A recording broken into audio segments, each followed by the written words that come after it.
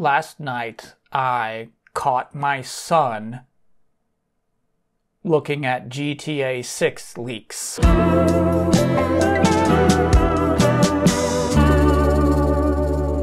been having a lot of dreams, I guess, where I just die in the dream. Maybe that's why we're talking about this week. But GamesIndustry.biz had an article recently spun from a fireside chat they had with head of PlayStation Indies, Shuhei Yoshida. He was asked about PlayStation Plus Extra, the kinds of games that will come to the service and when they'll come to the service. Here's our pull quote. For Extra, our approach is we like to help publishers with lifecycle management. I was managing first party at PlayStation, so I know that it's like in the movies. A movie comes out at the theater first, then goes to pay-per-view or a subscription service or free TV, every time generating new revenue and reaching out to a broader audience. In the same kind of way, we believe in the premium release of a title at launch, and after maybe 6 months, or 3 months, or 3 years, when the game's sales come down, inclusion into this service, PS Plus Extra, can help introduce these games to new, broader audiences. Life cycle management is the phrase that's been sticking to me. Life cycle management, because we like to think of games, I think now we think of games generally as things that won't die, that there's reason to believe as we move forward to our new boxes, all of our purchases will move forward with us until the end of our tiny lives. So it's this idea that, yeah, while games won't necessarily die, they do have a life cycle. They have a lifespan. They get to something close to death at some point. And yeah, I know some games still die. I know that Babylon's Fall will die on February 27th. It will become a game that is unplayable. Go pick up a free copy at GameStop today. I want to talk about the Teenage Mutant Ninja Turtles. I want to talk about some games I thought would actually never be officially preserved, and yet here they are in Teenage Mutant Ninja Turtles, the Cowabunga Collection. This is probably one of my favorite things I spent money on this year. I was happy to buy this. I never thought this would come to fruition, including the 2 arcade games, including a bunch of Game Boy games I never cared about, including the bad versions of the fighting game, including all of this insane concept art. Digital Eclipse just doing what they do. And something that's wild about those games, up to this point, is I look at them differently as an adult. They make me angrier as an adult than they ever did as a child. As an adult, I sympathize for the children. I have to wonder why, video game designers, did you make these Ninja Turtles games so dang hard? Why can't the kids just be happy? And I know the answer. Just like there can't be a good story without conflict, there can't be a good video game without resistance, right? Sakurai's been talking about this. He made a video called Squeeze and Release. You apply pressure, you remove pressure, and that creates joy in the player. Ultimate satisfaction. And actually, another video he made recently was he's talking about Kirby's Dream Land, and kind of confirmed something we all suspected, that NES games were intentionally hard just to add value to them. That if you beat them too fast, you would be concerned that you just spent, as he said, 50 or 60 bucks on it. So I know these things. I know the answer to the question, and still I do wonder, would me and my best friend, 5 years old, playing Ninja Turtles, loving hitting foot soldiers with weapons, would we really have become bored if the game was easy? We watched the same TV shows every single day and listened to the same songs and made the same dumb jokes and used the same dumb squirt guns in the same damn pool. Like, what? Would it really have been a bore to play through a Ninja Turtles game where the turtles don't die in the first level? But if I was 5 years old when the Cowabunga Collection was released, wouldn't be a problem. Now, with the release of this game, with the release of this collection, there's no squeeze. Because look what I can do. I am now invincible. You can't squeeze me. So one of the games I was really looking forward to playing in this collection is Teenage Mutant Ninja Turtles 3 Radical Rescue. This is a Game Boy game. It's kind of a Metroidvania because you start off with one turtle, and the more turtles you unlock, you get more key abilities that will unlock other areas of the map. That's a cool idea. The game itself, kind of fun. And the game ends with a boss rush. Boss rush is a squeeze I've never appreciated.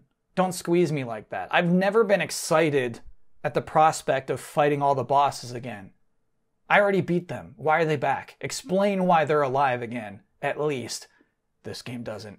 And so once you do the boss rush, once you beat all the bosses you've already beaten before, Cyber Shredder finally shows up. And this boss fight sucks. He's got moves you can't track. He does crazy damage. I used up my last pizza, but I did beat him. And that squeeze and release felt great. Shredder down. And then he rises. Shredder says, I got a whole other health bar for no damn reason, and then he killed me. And then I said, no more, I don't have the patience for this. No thank you, Cyber Shredder, I'm good with the one kill. And I probably would have quit there, except that Cowabunga Collection has an obscene feature. I've never seen this in any other video game before. Apparently Aladdin and Lion King, the re-release of those from Digital Eclipse, had the same thing. Watch someone else play the game for you. Absolutely. No squeeze. And watch this. You can stop it, take control. Gotcha, Cyber Shredder. And that's what I did. That's how I beat the game. Technically. Not even well, I mean, I saw the credits. So these turtle games, they're all at the end of their life cycle. They're as good as dead. It's like the final phase of a video game's life is being rewindable. Because at that point, you're not worth the time. Your value is the novelty of almost practically playing the video game. In the Cowabunga Collection, they're all nearly perfectly preserved, but in a way, you could never preserve what the games were. You can't preserve Ninja Turtles Arcade being the best looking game at Chuck E. Cheese, having a big kid pull up next to you, put a quarter in the machine and help you fight a boss. That's simply unpreservable. That was the game at the beginning of its life cycle. And then of course we have to talk about Shredder's Revenge, the Turtles game that came out just a few months ago. That's excellent. It's one of the best games I've played this year. It is, much like those arcade games, incredibly short.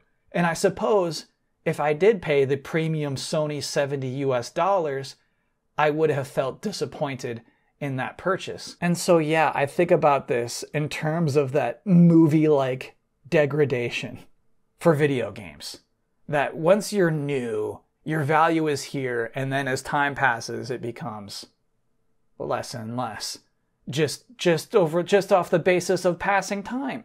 And yeah, some of that in Sony's eyes is monetary value, what a person is willing to spend, but also it is that time value. Is this going to be worth my time?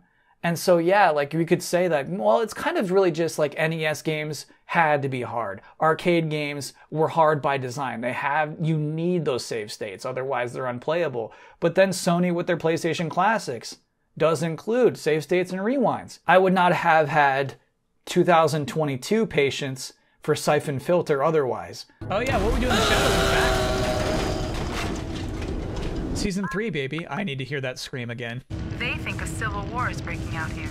I'll hurry.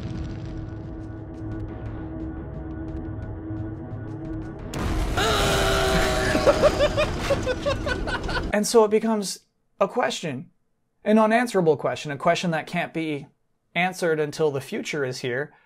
Is it NES games, PlayStation games? They are unnaturally hard. Games today are more doable than they were in that era, in the 90s.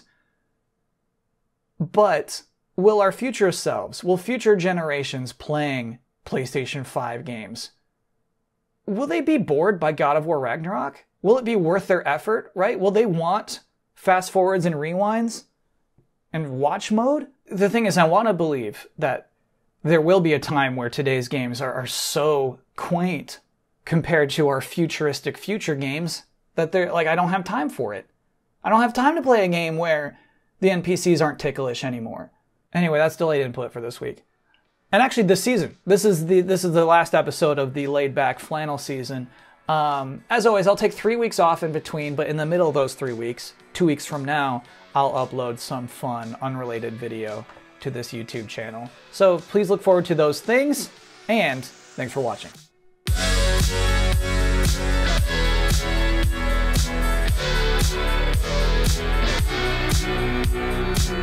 So we all saw this photograph of Shuhei Yoshida, and I think we're all wondering the same thing. Are those unmatching socks? Enhance. Here we see 2 dots on the right sock, and then 0 dots on the left sock, and potentially a darker hue? Enhance. I don't know, it's hard to tell at this point. And as you saw earlier, we do have video footage from this event, but it is suspiciously cropped off just inches above the sock line. Now, I do think we should be careful not to jump into some theory that this is a mishap too quickly. Because while I do think it is highly likely that they are unmatching socks, I do think it is highly unlikely that it was an accident. Consider this. Shuhei Yoshida is now head of PlayStation Indies. I believe this could be an attempt to come off as quirky or irreverent. What is more indie than reaching into a drawer and pulling out 2 socks willy-nilly? Also, we have to consider the very real possibility that this could simply be engagement bait. Any good YouTuber knows you could just throw errors into your video and you will get comments for it. Some sort of typo, some sort of mispronunciation. Maybe you put the honk in the wrong spot. Any little mistake you can make can lead to people, commenters, engaging with your video. Heck, you could just make a video about how Xenoblade Chronicles 3 doesn't look that good, and it'll be the most comments you ever see on any video you've ever uploaded. Is that what we're looking at here? Are these unmatched socks just some kind of juicy, writhing worm concealing a hook attached to the reel of one of Sony's biggest big wigs? I think it's possible. I do. I think it's possible we could be playing into this corporation's hands. And so I ask you, dear viewer, until we are able to collect more evidence, and keep your eyes open for it, we must not ever, do never acknowledge these socks. And look who's back.